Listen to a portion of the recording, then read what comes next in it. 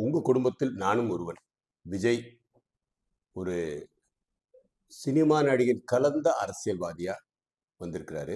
தாமதமானாலும் ஏதோ ஒரு ஸ்டெப்ஸ் எடுத்திருக்கிறாரு.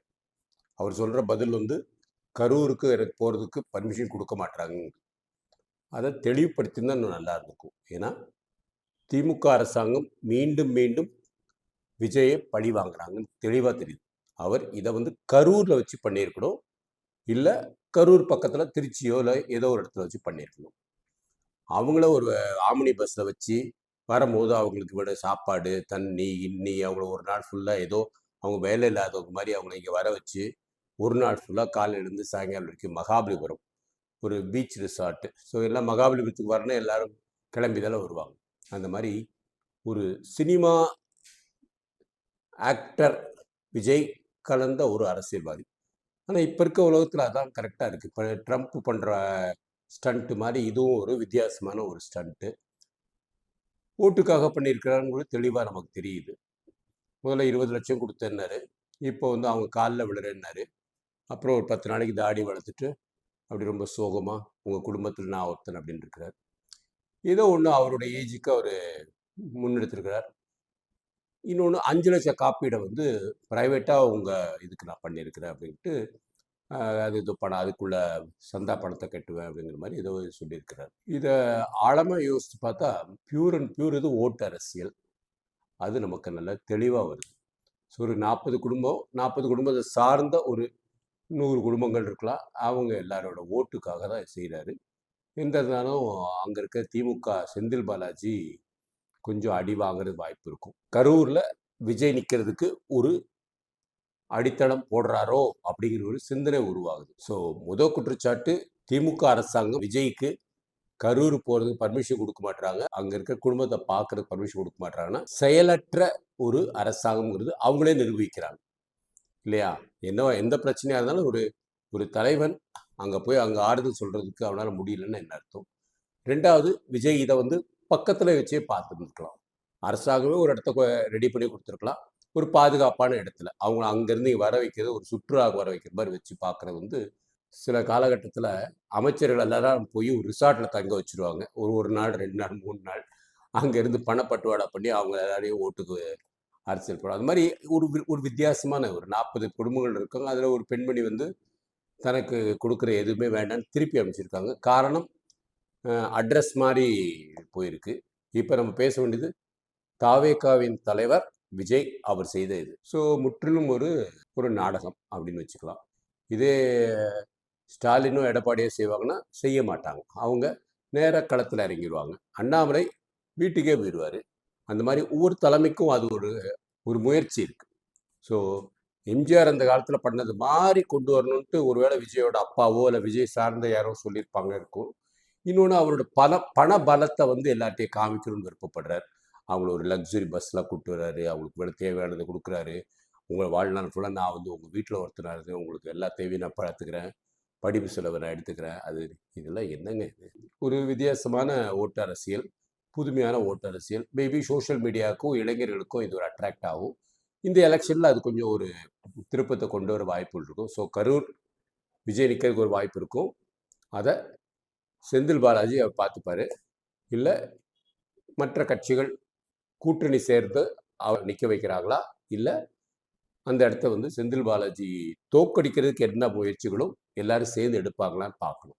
ஏன்னா இந்த ஒரு விபத்து வந்து முழுக்க முழுக்க அரசாங்கத்தோட தவறு தான் அது. அவரு விஜய் மேல பழி போடுறதோ, மக்கள் மேல பழி போடுறதோ, நம்ம பண்றது வந்து மிக மிக தவறு. கிளீனாவே சொல்லியிருக்காங்க. நாங்க விஜய் எந்த கட்சியும் கிடையாது. நாங்க ஒரு நடிகன் வரான் அப்படின்னா, அந்த ஆர்வத்துல தான் போயிருக்கோம். ஒரு குடும்பத்துல மருமகள், 2 குழந்தை இறந்திருக்காங்க.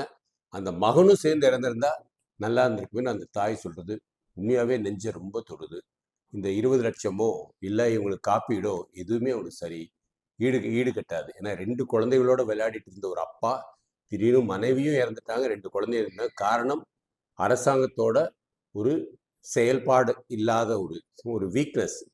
அவங்க கரெக்டான இடம் குடுக்கலையோ, இல்ல கரெக்டான ஆம்புலன்ஸ் வச்சு அங்கேயே முதலுதவி குடுக்கலையோ, இல்ல போலீஸ் கட்டுப்பாடு கரெக்ட்டா இவ்வளோ பேர் தான் உள்ள வரணும்னு பண்ணியிருக்கலாமோ, இது எல்லாமே வந்து இப்ப போஸ்ட்மார்ட்டம் பண்ற லெவல்ல இருக்கு. பட் முன்னெச்சரிக்கையா வந்து திமுக எப்பவுமே இருந்தது கிடையாது. ஏன்னா, அந்த அந்த அந்த அகராதியில அவங்க வளர்ந்தது கிடையாது. ஸோ, ஒண்ணு அங்க இருக்க தலைவர்கள் அப்படி இருந்தாங்கன்னு வச்சுக்கோங்க.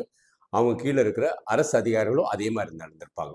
நான் மொத்தம் ஒரு 500 போலீஸ நியமிச்சிருக்கேன். அவங்கள பண்ணியிருக்கிறேன். தண்ணி பண்ணேன். இது அதுன்னு சொல்றது வந்து ஒரு ஒரு தவறான அரசாங்கம் நல்லா தெரியுது.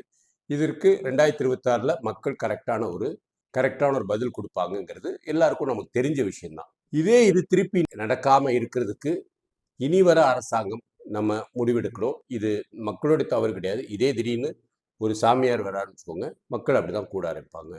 திடீர்னு வந்து இயேசு கிறிஸ்துவ மீண்டும் பொறந்து ஒரு இடத்துக்கு வந்திருக்காருன்னா, மக்கள் இப்படிதான் வருவாங்க. இல்ல ஒரு பிரபல நடிகர் வடநாட்டுல இருந்து ஒரு நடிகர் வராரு, இல்லாட்டி ரஜினிகாந்தே வராரு. இதெல்லாம் திருப்பி திருப்பி நடக்க வாய்ப்புகள் இருக்க தான் செய்யுது. ஸோ இந்த தவறுகள் திருப்பி நடந்துச்சுன்னா, அந்த அரசாங்கம் கம்ப்ளீட்டா டிசால்வ் ஆகணுங்கிற ஒரு காலகட்டத்த நம்ம கொண்டு வரணும். இத வந்து ஒரு ரூல்ஸாவே பதிவு பண்ணிடணும். இவ்வளோ பேருக்கு மேல அரசாங்கத்தோட நெக்லிஜென்ஸ்ல நடந்துச்சுன்னா, அந்த அரசாங்கத்த டிசால்வ் பண்ணிட்டு புது எலெக்ஷன் வைக்கணும். இது வந்து ரூல்ஸாவே கொண்டு வந்துடலாம். ஜனநாயகத்திலே இத கொண்டு வந்துடணும். இந்த மாதிரி உள்ள வந்துச்சுன்னா தான், நாளைக்கு இது அஸ்ஸாம்ல வர வாய்ப்புகள் இருக்கும், குஜராத்ல வர வாய்ப்புகள் மாறிட்டே இருக்கும். So, if the government is negligent for peoples act and the results of the act, they should be punished by dissolving that அரசாங்கம். அவங்க கத்துக்கிட்டு அடுத்ததெல்லாம் எடுக்கிறதெல்லாம் வந்து மிக மிக தவறு. இந்த மாதிரி உள்ள தவறுகள் நடக்காம பார்த்துக்கிறது பொதுமக்களாக நம்ம தான் அது இது பண்ணணும். இதே மாதிரி நிறைய தவறுகள் வந்து நடந்துகிட்டு இருக்கு. This is just tip of the iceberg. மருத்துவமனைக்குள்ள போனீங்கன்னு வச்சுக்கோங்க, அலட்சியத்தினால உள்ள இறப்புகள் பல மடங்கு இருக்கு. சாதாரண பிரசவத்திலே எடுத்துக்கலாம். சாதாரண அலட்சியத்தினால சில பெரிய தவறுகள் நடந்துட்டு இருக்கு. அதை நம்ம வந்து சீர்திருத்தணும்னா 2026ல பொதுமக்கள் அடுத்த லெவலில் மக்களாட்சியை யோசிக்க ஆரம்பிக்கணும். இந்த மாதிரி குடும்ப அரசியல் இந்த மாதிரி பண்ணுறவங்களுக்கு வந்து நம்ம பெருசாக வந்து சப்போர்ட் பண்ணக்கூடாது. யார் நம்மளை கட்டமைப்பை சீர்திருத்துவாங்க? ஏன்னா மக்களோட வரி பணம் தான் ஒரு ஐஏஎஸ் ஆஃபீஸருக்கு போகுது. இப்போ ஸ்டாலின் வராருன்னா அங்கே இருக்கிற எல்லா கார்களுக்கு, போலீஸுக்கு எல்லாத்துக்கும் போகுது. இந்த மாதிரி ஒரு பாதுகாப்பு படைக்கு போகுதுன்னா அதெல்லாம் ஒரு பெரிய தொகை. அந்த கட்டமைப்பு நம்மகிட்ட வந்து வீக்காக இருக்குங்கிறது தெளிவாக தெரியுது. இந்த காணொளி உங்களுக்கு விருப்பம் இருந்தால் உங்களோட நண்பர்கள்ட்ட ஷேர் பண்ணிவிட்டு இதில் ஏதாவது கருத்து பகிரணும்னா பகிருங்க. நான் பதில் சொல்கிறதுக்கு தயார். வாழ்க பாரதம், வளர்க இளைஞர் சமுதாயம்.